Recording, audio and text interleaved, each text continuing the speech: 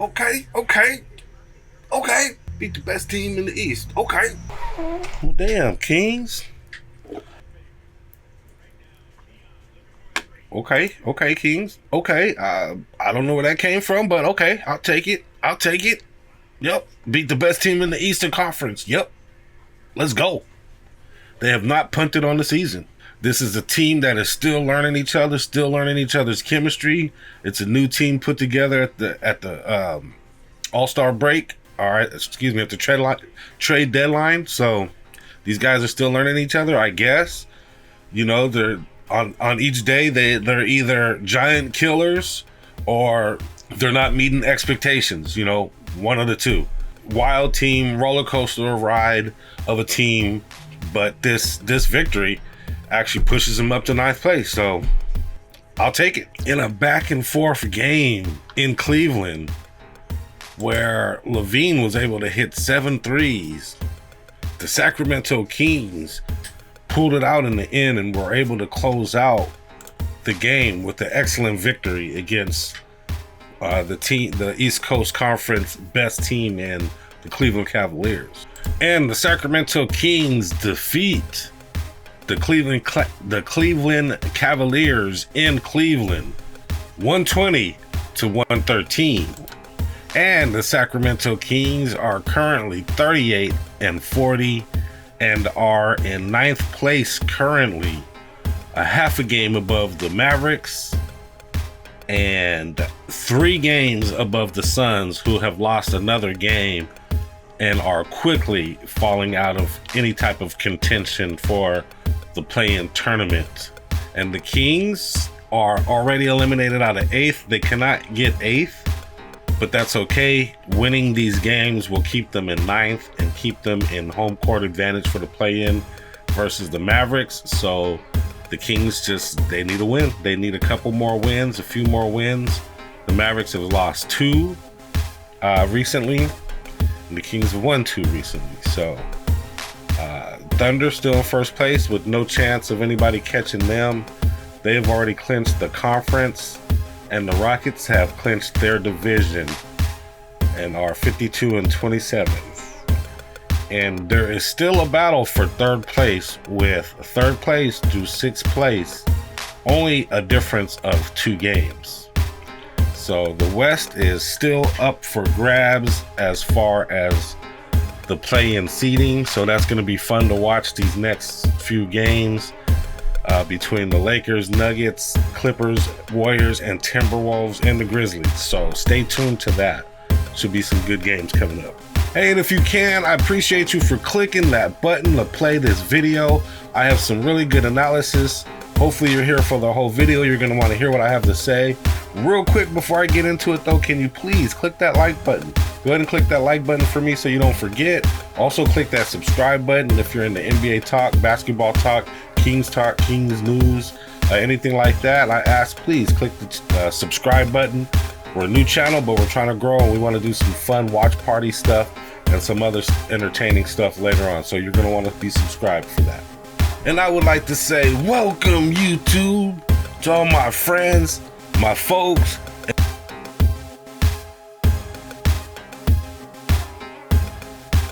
I love it. And you Kings fans out there. It's your guy, Jay Woods, aka Shy the Man, and I'm back at you with another episode of The Kings Morning After, Midday Cup of Joe with Jay. Oh, yeah, that's good. That's a good cup of coffee. Freshly poured, just got it. And I like it. It's good. Just like that Kings win last night versus the Cavs. And today is April 7th, 2025. And the day is... You know what day it is. You know what day it is. Yeah. It's Monday. Go, go, Motivated Monday. Motivation. But we're going to do a different song for today. This Sacramento Kings team is such a roller coaster ride. They're up, they're down, they're in, they're out. You don't know what they're going to do on any given day. So this is the Roller Coaster Kings. Roller coaster of love. Roller coaster. Ooh, ooh, ooh, ooh.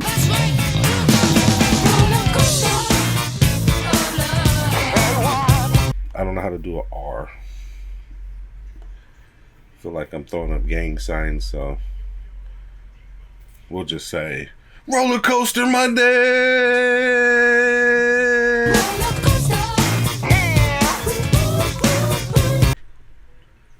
That's right. Today is Roller Coaster Monday.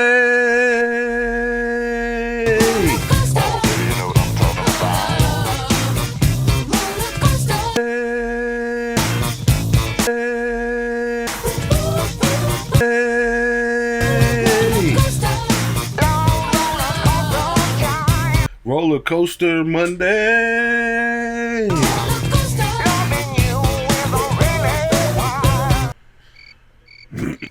And my cup of joe for today is the roller coaster of love. You know, the Sacramento Kings. That's what they are. The roller coaster of love. If you're a Kings fan, anyway.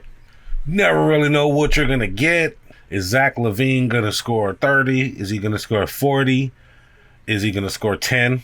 DeMar DeRozan, is he gonna be our leading assist getter? You know, or is he gonna hit 30 points? Or is he going to appear to sit out the game for plays at a time?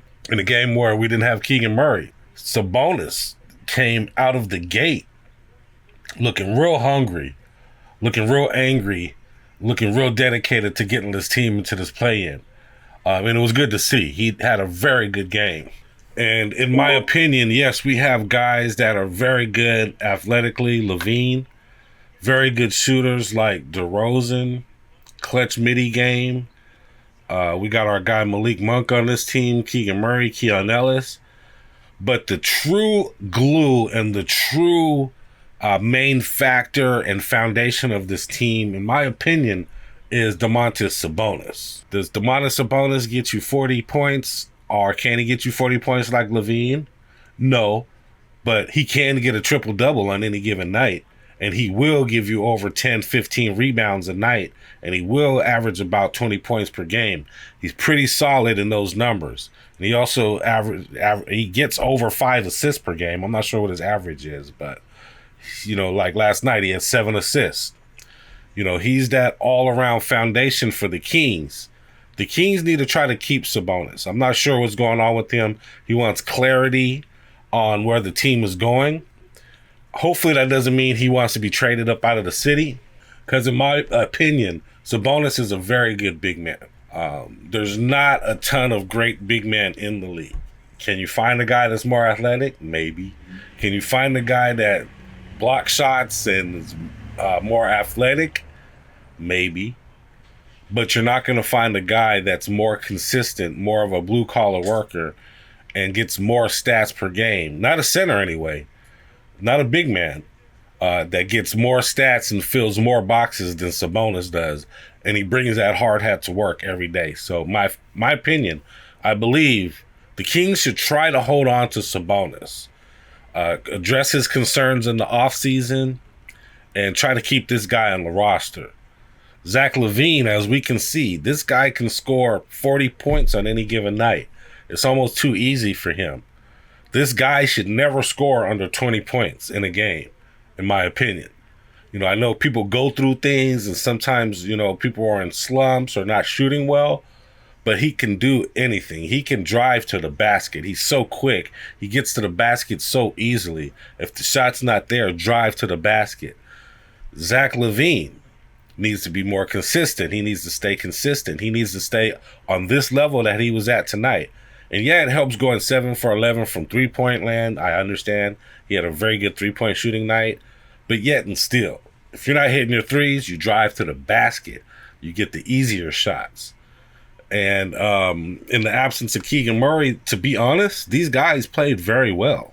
Guys kind of had to fill in his spot, which was Trey Lyles tonight. Trey Lyles had about 7 points, eight rebounds. Or not about, that's what he had.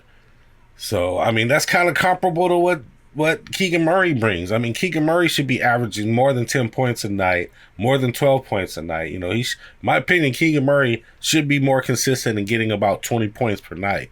So Trey Lyles was able to fill in for Keegan Murray. And Keon Ellis had a little bit more points last night. He had 11 points last night. Malik Monk had 8 off of the bench.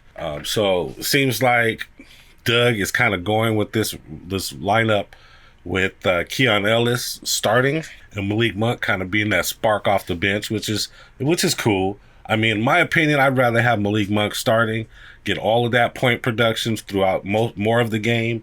Monk played only 20 minutes last night. Keon Ellis played 40.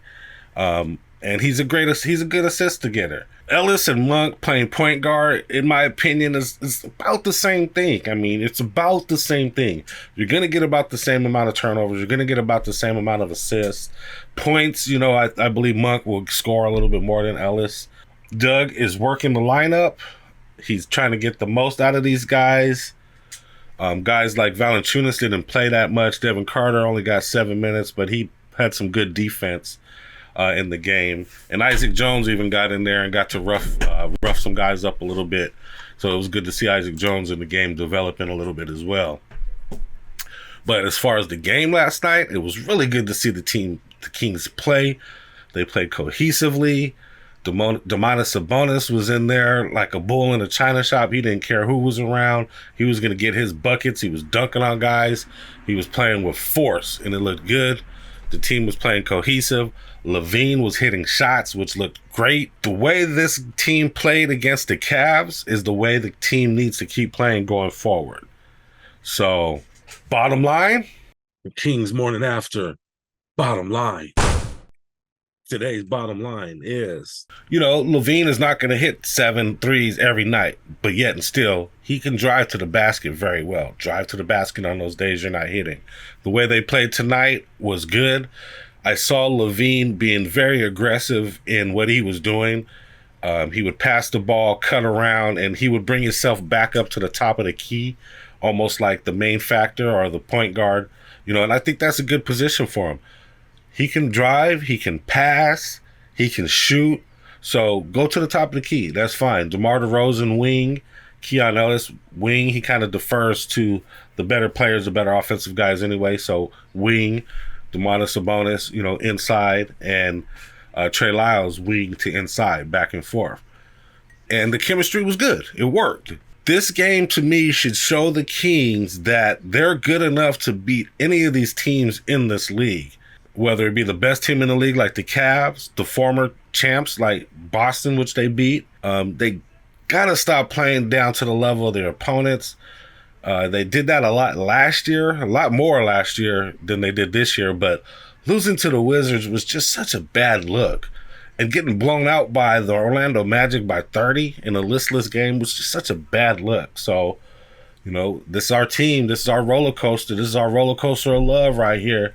The Sacramento Kings, you know. So, you know, you hear me say it a lot, blueprint this game. This late in the season, with these guys, this chemistry, and this starting lineup worked great versus the Cavs, who is a team that plays 2 big men. You know, they got Evan Mobley and they got Garrett. So those 2 guys, kind of a two big man lineup. We didn't have to put Valanciunas in the game a ton. They used Lyles and Sabonis mostly, and it worked. I feel like the Kings need to blueprint this game, the way they played, the way they moved, the way they passed, the way they shot. Play like this for the rest of the season, and you'll get at least 2 or 3 more victories. I mean, will it do anything for them in the standings?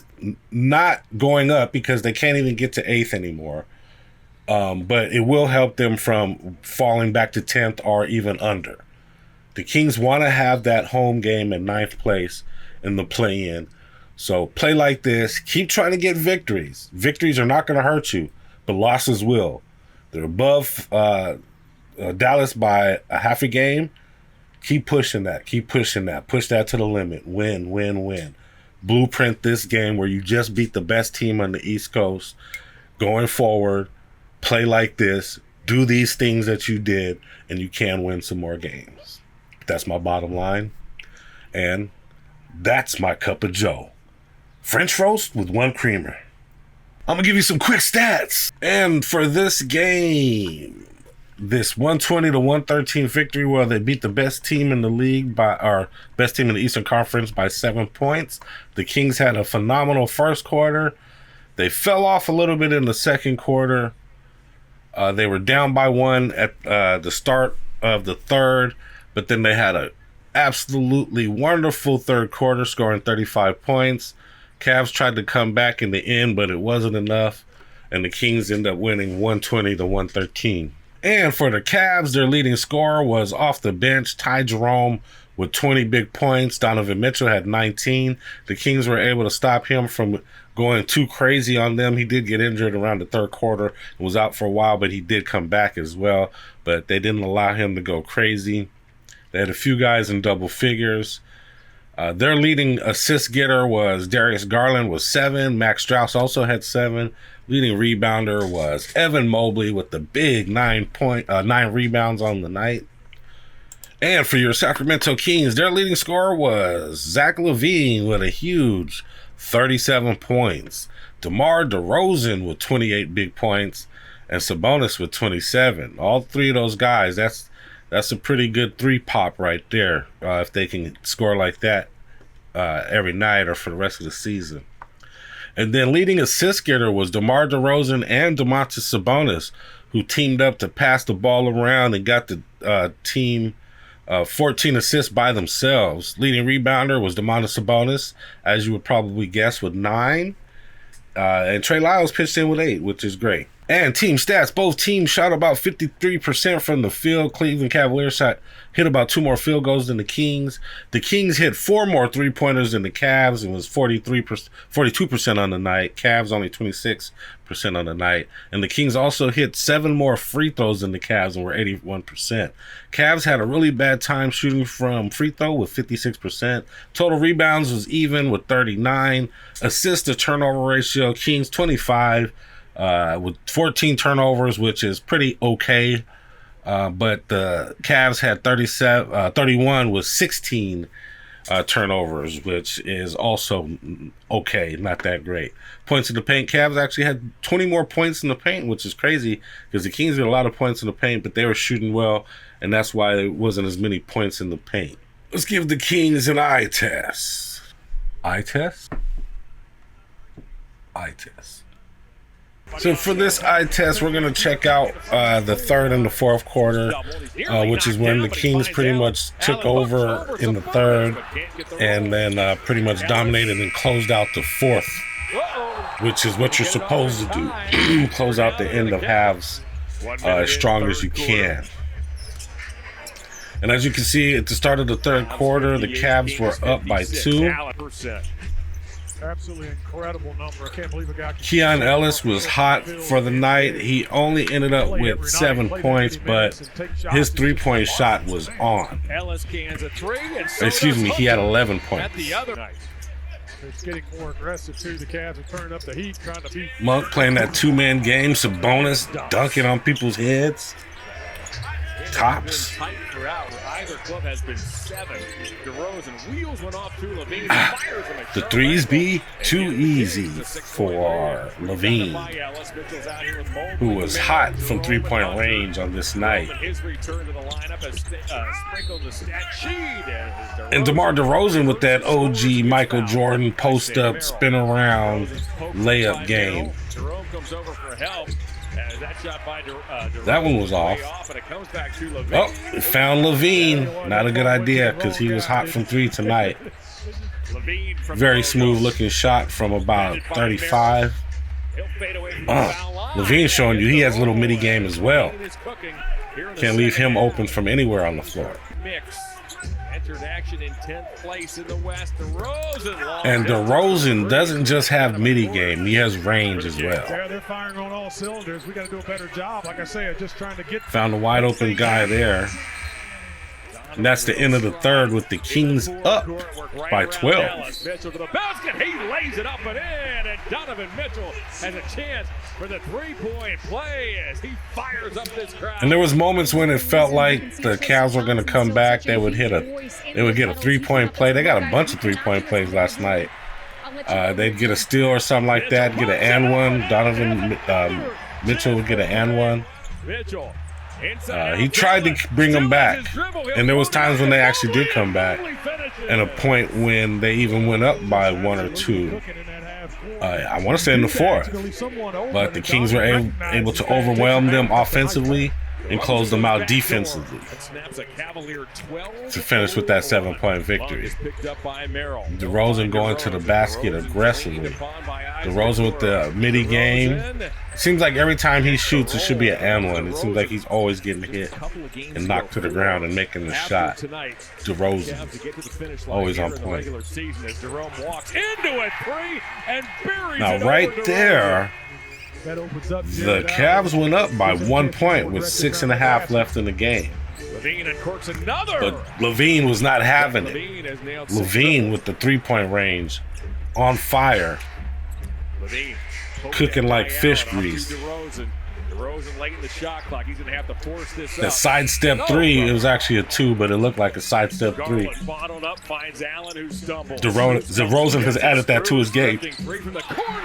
Amazing shot right there, looking like Levine. Fading away in the corner with the high arcing shot.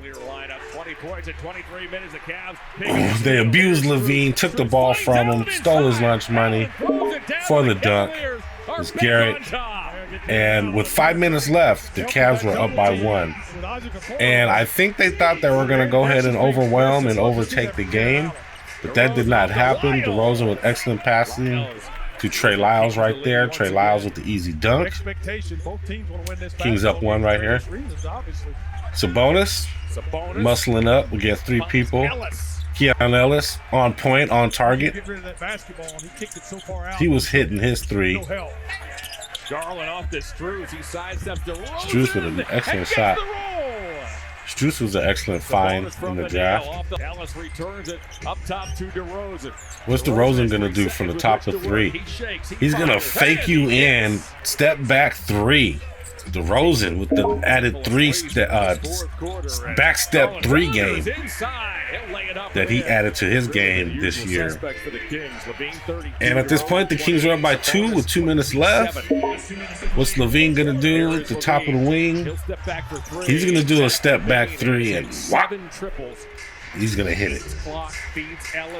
Keon Ellis with the nice drive and kick.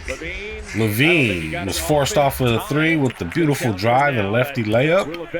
I don't think Levine is left-handed, but that left-handed layup looked pretty smooth right there. And that was about it. The Kings just overwhelmed the Cavs at the end and played enough D to close the game out. And it was an excellent, excellent, excellent victory for the Kings. The game really didn't matter for the Cavs. I mean, their place is pretty much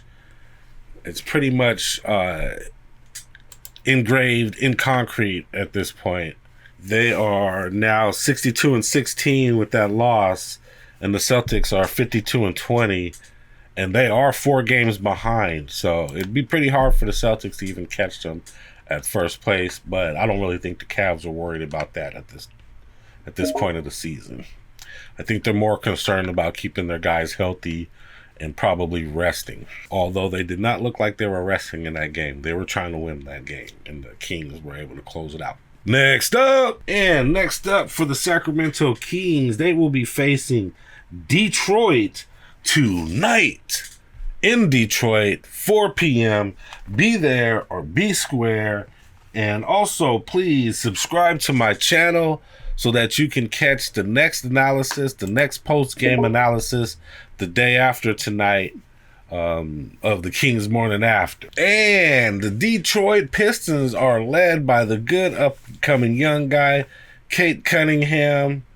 They also have another young upcoming center in Jalen Durham. A good small forward, Malik Beasley, Asur Thompson, Dennis Schroeder, Isaiah Stewart, Jaden Ivey, Tobias Harris, Ron Holland, Tim Hardaway Jr., Lindley Waters, Simone Fantacio, Marcus Sasser, and Bobby Clinton, to name a few. Now, this team is a very, very young team with a light mix of older guys in there, like Tim Hardaway Jr., who just recently got traded to this team, and Dennis Schroeder, I'm not sure how to say that. Tobias Harris is getting a little bit longer in the tooth now, but they have done an excellent job drafting. Okay, they have Jaden Ivey, a really good athletic upcoming point guard. Sir Thompson, who's coming into his own. Malik Beasley, I believe they drafted Malik Beasley, maybe not. Jalen Duren and Cade Cunningham, of course, are all really good players, really good draft picks, really good draft picks. And the Detroit Pistons have been bad for a while, and that's what kind of enabled them and allowed them to get some of these really good draft picks. But this is a young upcoming team. You know, they are 43-35, which is better than the Kings' record. This is in the Eastern Conference as well, so they're 6th place. You know, they might have been playing a little bit lighter opponents because the Eastern Conference isn't as tough as the Western Conference. But yet and still, this is a team that the Kings can beat. It's a bunch of young guys, you know. They need to show that they are the OG team, that they are the veterans that know how to win games, and do not let these young guys come in and punk them. This is also the last game of their super long road trip that they've been on. Hopefully they can close this last game of their road trip out with a victory versus this young team. Hey, check out our sponsor, Bet Us or Bet US. Not quite sure which one it is. Betting lines. All right. For betting lines, I got Bet US here. I like Bet US. It's like a traditional sports book. They have all sports on here. Plus, I like to do boxing on this site too. Whenever there's big boxing coming up for the weekend. And I'm in California. I'm able to sports bet here. And I believe you can use this site to bet in most places in the U.S. So it's a great site to use. I ask that you just use the description, use the link in the description below. And hey guys, I got a question for you. How are you feeling about this Kings team now after this victory versus the Cavs and pushing themselves up to 9th place, which is home court advantage in the play-in tournament? Make a comment. Let me know below. How do you feel about the Kings' current push for the play-in and for the playoffs? Do you think they're going to get pushed out altogether of the play-in, or do you think they're going to stay firm in this 9th spot, or maybe go down to the 10th? Make a comment. Let me know below. Comments help me kick the algorithm's ass as well. So I'm trying to beat the algorithm. Make a comment. It brings more eyes to the channel. And you can comment about anything. You could comment about the Kings. You could comment about my show. You could comment about me. You can comment about the weather. I don't care. Just make a comment for me. And please, I ask, if you can, if you're still watching this video, please click that like button. Click that like button. I must have gave some type of analysis, some type of entertainment value. If you're still watching, you must have liked what I had to say. Go ahead and click that like button for your boy. And also, click the subscribe button. If you like my analysis, if you can if you can feel yourself hearing my analysis whenever next episode comes out, click that subscribe button. If you're into Kings Talk, Kings News, anything Kings, click that subscribe button. We're new, but we're trying to grow the channel. And also, if you can help out the channel by sharing. If you share this content to any of your social medias, I would really appreciate it. I'll even give you a shout out there on the social media when I see it. And also, please make a comment. Comments also help the channel grow as well. So I appreciate all the comments. Ask me any question you want. Make a comment about my show. It doesn't matter. Comments help the channel as well. All right. I got a motivational quote for you guys today. This one is by Ruth Gordo. I'm not sure who Ruth Gordo is, but we are going to do an extensive search right quick on Google. Ruth Gordo. Well, this says Gordo, but there's a Ruth Gordon, which I'm pretty sure that was a typo. It must be Ruth Gordon, not Ruth Gordo. So her name is probably actually Ruth Gordon, not Gordo. They spelled it wrong. But she was an American actress and playwright who actually passed away in 1985. She was born October 30th, 1896, before the turn of the century. Wow. And there are some black and white photos of her here.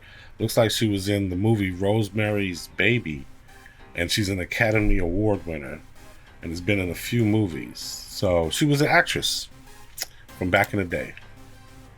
But this is what Ruth Gordon said. Courage is like a muscle. We strengthen it by use. I like that quote. That's a very good quote. So even courage, even having courage, is something that you must strengthen. It's something that's strengthened by use. You know, if you're scared and timid, find that courage to do whatever it is you want to do. And the more you do it, you will strengthen that muscle, that courage muscle. Courage is like a muscle. We strengthen it by use. And one of the other things I know is that nothing comes easy. You have to be courageous at times to achieve your goals. And if you're scared and timid of something, you're scared to do something, it prevents you from doing it. It prevents you from getting to your goal. So practice courage.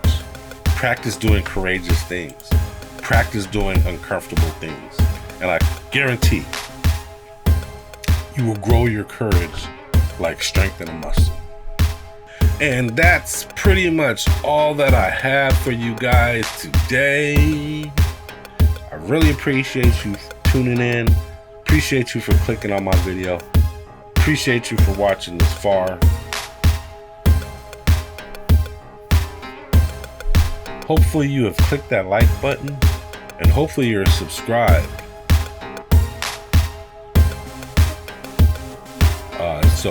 And hopefully you check out the Kings game, are able to check out the Kings game that's on today versus the Detroit Pistons, and click that subscribe button so that you get a notification tomorrow when the next episode comes out of the Kings Morning After Midday Cup of Joe with Jay. And with that, I'm out. But before you go, check out these moves. It's good.